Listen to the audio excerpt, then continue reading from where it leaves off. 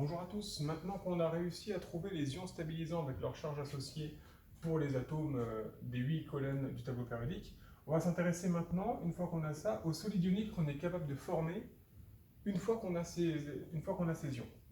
On se rappelle que le sélénium donc, était à la 6e colonne, donc pouvait devenir Se2-, et on veut le faire réagir avec par exemple du calcium, qui lui devenait 2+. Alors, ces deux-là peuvent réagir ensemble, puisque on a un ion chargé négativement avec un ion chargé positivement, donc ça n'empêche qu'il puisse y avoir réaction. La réaction des deux va former ce qu'on appelle un solide ionique. Un solide ionique est donc formé d'ions, comme son nom l'indique, mais sa charge totale doit être de 0.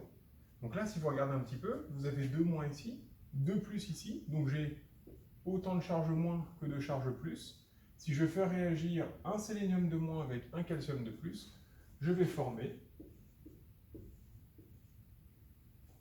du CaSe, sans aucune charge. Parce que 2- pour 2+, le total, quand on additionne, comme en mathématiques, ça fait donc 0. Je n'ai donc pas de charge. Voilà la règle essentielle pour former des solides ioniques. Maintenant, ce qu'il faut savoir, c'est qu'on met toujours le cation, vous voyez le cation, donc l'ion positif, avant l'anion. Même si ici, comme vous le voyez, j'ai fait exprès d'écrire la réaction anion plus cation. Mais ici, je dois faire apparaître le cation d'abord et l'anion ensuite. Ensuite, pour le nom de la molécule et le nom du solide ionique, là, ça ferait du sélénure de calcium. Donc on commence par le nom de l'ion négatif, qui est souvent un nom un peu différent de l'ion de l'atome initial, c'est-à-dire que ça ne sera pas du sélénium de calcium, mais du sélénure, certainement, de calcium.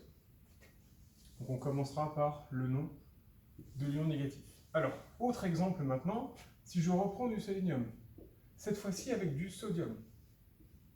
Le sodium, il est à la gauche du calcium dans le tableau périodique, donc il est à la première colonne. Comme il est à la première colonne, il va vouloir perdre un électron pour devenir plus stable. Il devient donc Na+.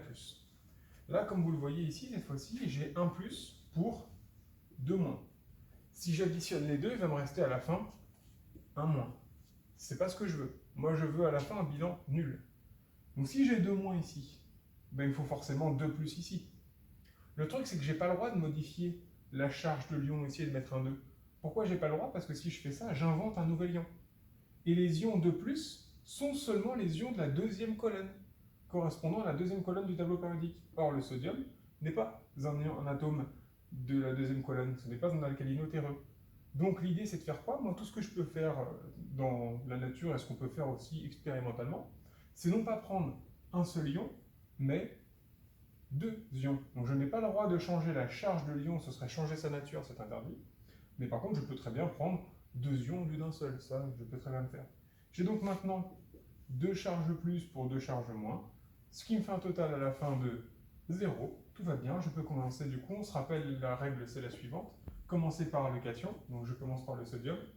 Attention, j'en ai pris 2, donc je mets un petit 2 ici. Comme dans les molécules, quand on écrit par exemple le CO2, le petit 2 qui est en indice est là pour préciser le nombre de fois que l'oxygène apparaît. Donc là, le 2 qui est en indice du sodium est là pour préciser le nombre de fois qu'apparaît le sodium. Et je mets ensuite Se, du coup du séléniure de sodium cette fois-ci. Attention à ne pas mettre le 2 ici. Le 2 ici indiquerait que toute la molécule, donc que tout le solide ionique, il y en a en fait 2. Et non, ce n'est pas le cas, ce n'est que le sodium qui apparaît 2 fois. Donc voilà l'idée. Voilà donc pour ce deuxième exemple. Dernier exemple, le plus compliqué qu'on puisse vous demander cette année au final. Puis après, il pourrait y en avoir d'autres avec des charges 4+, etc. Bref, ce sera celui-là. On va prendre par exemple un phosphore, le phosphore qui va devenir P3-, phosphorure. Pareil, comment je le sais? Parce qu'il est à la 5e colonne du tableau périodique. Comme il est à la 5e colonne, il est très proche de la 8e colonne. Il lui manque 3 électrons, il va devenir 3-, puisqu'un électron c'est négatif à chaque fois. Je vais le faire réagir avec du calcium, Ca2+. Donc là, on est dans un cas assez particulier, puisque je vois que j'ai 3- pour 2+. Si vous avez suivi le cas juste avant, vous savez qu'il va falloir prendre plus ou moins d'ions calcium et de phosphorure, par exemple. Alors le fait est que si j'en prends 2 ici, ben, je vais avoir 4 charges plus. Ça ne va pas aller. Je peux tester, mais vous voyez, j'ai 4+. Mais maintenant, j'ai 3-. Bon, ben, j'en ai pas assez, donc je vais en rajouter un deuxième. Oui, mais si je rajoute un deuxième phosphorure, j'ai cette fois-ci 6-. Donc ça veut dire que 2 ici, c'était pas suffisant. J'en prends donc un troisième. Est-ce que maintenant ça suffit? Ah oui, ça y est, quand je prends 3 calcium, j'ai 6 charges plus. Quand je prends 2 phosphorures, j'ai 3 charges moins. L'addition des deux me donne bien à la fin 0, tout va bien. Ce qui fait au final un solide cation d'abord, donc Ca, le 3 qui est ici, je le mets en indice, et le phosphore, P2, phosphorure de calcium.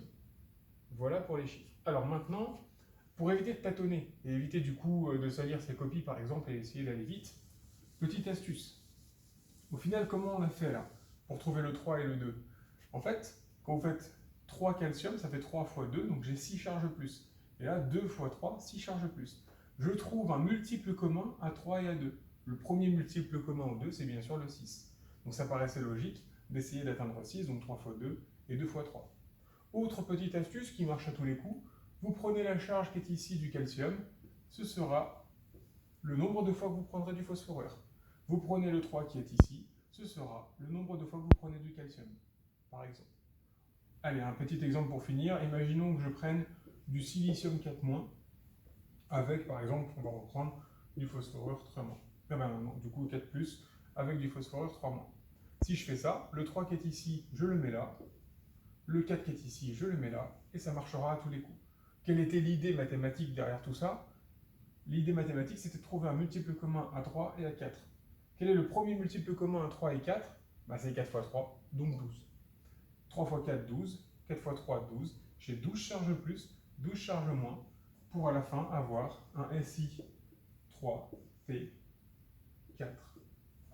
Phosphorure de silicium cette fois-ci. Voilà du coup les méthodes pour trouver tous les solides ioniques, peu importe les charges et des ions associés. Merci pour votre attention.